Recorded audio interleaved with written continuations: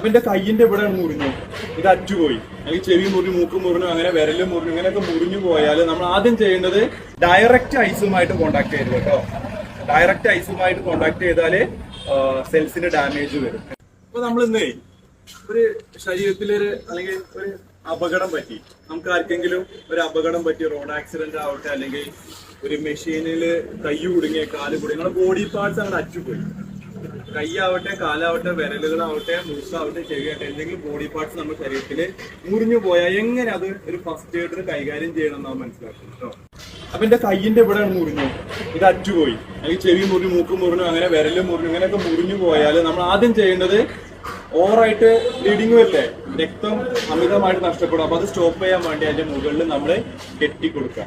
നന്നായിട്ട് കെട്ടിയിട്ട് blood flow stop ചെയ്യാൻ പരമാവധി ശ്രമിക്കും. ഇതാണ് ആദ്യം ചെയ്യേണ്ടത്. പിന്നെ നമ്മൾ ഇന്നത്തെ ക്ലാസ്സിൽ ശ്രദ്ധിക്കുന്നത്, അല്ലെങ്കിൽ നമ്മൾ ചർച്ച ചെയ്യാൻ പോകുന്നത്, ഈ ബോഡി പാർട്സ്, ഈ ഒറ്റ ബോഡി പാർട്സ് നമ്മൾ എന്താ ചെയ്യേണ്ടത്? നിങ്ങൾക്ക് അറിയാം ആർക്കെങ്കിലും എന്താ ചെയ്യേണ്ടത്? നമ്മൾ ആദ്യം ഈ ഒറ്റ ബോഡി പാർട്സ് എന്ത് ചെയ്യുന്നു, ഒന്ന് ജസ്റ്റ് ഒന്ന് കഴുകുക. ശക്തിയായിട്ട് കഴുകരുത്, വെള്ളത്തിൽ ശക്തിയായിട്ട് കഴുകപ്പോൾ സെൽസിനൊക്കെ ഡാമേജ് വരും. ഒന്ന് വൃത്തിയായിട്ട്, ഇപ്പം മണ്ണും ചളിയൊക്കെ പറ്റിയിട്ടുണ്ടെങ്കിൽ ജസ്റ്റ് ഒന്ന് കഴുകുക. എന്നിട്ട് ആ ബോഡി പാർട്സ് ചെറുതായിട്ട് നനഞ്ഞ ഒരു തുണിയില്, വൃത്തിയുള്ള തുണിയില് പൊതിഞ്ഞു. ചെറുതായിട്ട് നനവ്, ഓവറായിട്ട് നനവ് വരുന്ന രീതി ആവരുത്.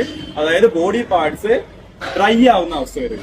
ബോഡി പാർട്സ് എപ്പോഴും മിതമായിട്ട് ചെറിയ ഒരു വെറ്റായിട്ട് വരുന്ന രീതിയിൽ നമ്മൾ ഒരു നന്ന വൃത്തിയുള്ള തുണിയിൽ പൊതിഞ്ഞിട്ട് ഒരു വൃത്തിയുള്ള കവറിൽ സേഫായിട്ട് കെട്ടി വെക്കുക. ഇപ്പൊ നമ്മൾ ഈ ലോക്കാക്കുന്ന കവറില്ലേ, അങ്ങനത്തെ കവറാണെങ്കിൽ ഏറ്റവും ബെസ്റ്റ് അതിൽ വെക്കാം. എന്നിട്ട് വേറൊരു കവറിൽ നമ്മൾ ഐസോ, തണുത്ത വെള്ളമോ, അല്ലെങ്കിൽ ഇപ്പൊ എപ്പോഴും നമുക്ക് ഐസ് ക്യൂബ് കിട്ടണമെന്നില്ല. അപ്പോൾ കടയിൽ നിന്നൊക്കെ ചിലപ്പോൾ ബോട്ടിലുകളൊക്കെ ഉണ്ടാവും.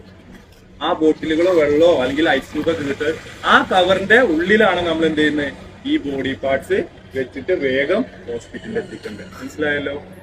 അപ്പൊ ഇതില് നമ്മൾ ഒരു കാര്യം ശ്രദ്ധിക്കേണ്ടത്, നമ്മളെ ബോഡി പാർട്സ് അറ്റുപോയത് നമ്മൾ ശരിയായി ട്രീറ്റ് ചെയ്യുന്ന പറഞ്ഞാൽ വൃത്തിയുള്ള തുണിയിൽ പൊതിഞ്ഞിട്ട് എന്ത് ചെയ്യുന്നു, ഒരു വൃത്തിയുള്ള കവറിൽ വെച്ച് ഡയറക്റ്റ് ഐസുമായിട്ട് കോണ്ടാക്ട് ചെയ്തു കേട്ടോ. ഡയറക്റ്റ് ഐസുമായിട്ട് കോണ്ടാക്ട് ചെയ്താല് സെൽസിന് ഡാമേജ് വരും എന്നുള്ള കാര്യം. അതായത് ബോഡി പാർട്സ് ഒരു കവറിലും ഐസ് വേറെ കവറിലും, രണ്ടും പരസ്പരം തമ്മിൽ കോണ്ടാക്ട് ആവുന്ന രീതി വരരുത്. ഇതാണ് ശ്രദ്ധിക്കുന്നത്.